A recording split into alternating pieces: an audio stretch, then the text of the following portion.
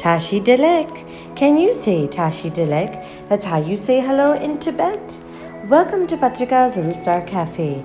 Facts that are fast, fun, and keep you happy. Today is Friday, May 22nd, 2020. And here are today's matters for chatter.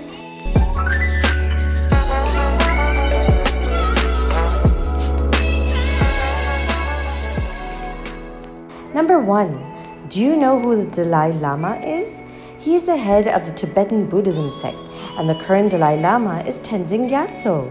And while he was based out of Tibet, he left Tibet in exile because the Chinese government felt that his popularity would free Tibet one day from China's rule. A Dalai Lama is selected by a Panchen Lama, so when a new Panchen Lama was identified over 20 years ago, China made him disappear and installed a new Panchen Lama instead. That way, they could control the next Dalai Lama. But now the real Panchen Lama has come back. Will he be able to decide the new Dalai Lama? Sounds like a movie, right? Number 2. A stray and injured flamingo was found in New Delhi. He was taken to the zoo for medical help, and thankfully now he's fine. I'm sure the sight of a flamingo walking around must have brightened people's day. Now the bird has returned to its natural habitat in the Najafgarh wetlands with the other flamingos. Number 3. Well, the debate about whether or not the Tokyo Olympics will happen is still going on. Even the main organizers now realize that if the games don't happen in 2021, as they now decided, they will probably never happen this time around. Will people show up, or will they forget about the lockdown by then? In any case, this is the first time in peacetime that the games have been postponed, and it's not reasonable to employ an extra 3,000 or so people if the games are not going to happen. But what is so important about these Olympic Games that they're making headlines over every single little decision? The Olympics have always been a beacon of global unity and a showcase of the world's best, so it's meant to inspire people and bring hope.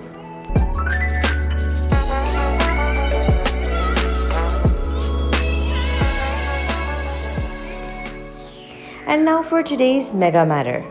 So when a railway worker in Singapore identified the voices of 14 celebrities on her radio show, he was told that he got one wrong. So the prize was given to someone else later who got all guesses correct. But it turns out that he did indeed get all right. He just pronounced one answer differently with his accent. The radio station still didn't give him the prize money though, so he wrote an email to the celebrity himself to see if he could identify his own name. The celebrity Tony Hadler was kind enough to make a video for social media saying that this man rightfully deserved the prize, even though the accent made it sound a bit different. Now the railway worker doesn't want the prize money after all this attention. He just wants justice, that how we say things with an accent should not define whether we're right or wrong. People made fun of Trump for saying Swami Vivekananda's name incorrectly in a queer accent.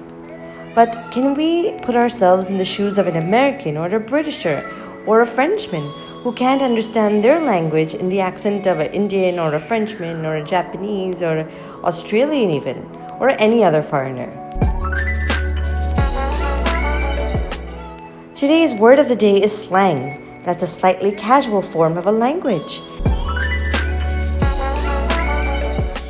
And finally, for today's quote of the day, I have traveled more than anyone else, and I have noticed that even the angels speak English with an accent. That's a quote by famous writer Mark Twain. Thank you for listening, and do send us your questions and comments via WhatsApp, or you can email us at diptyanti@gmail.com. Take care, lots of love, Dipti Auntie. Twinkle, twinkle, little star, do you know how loved you are?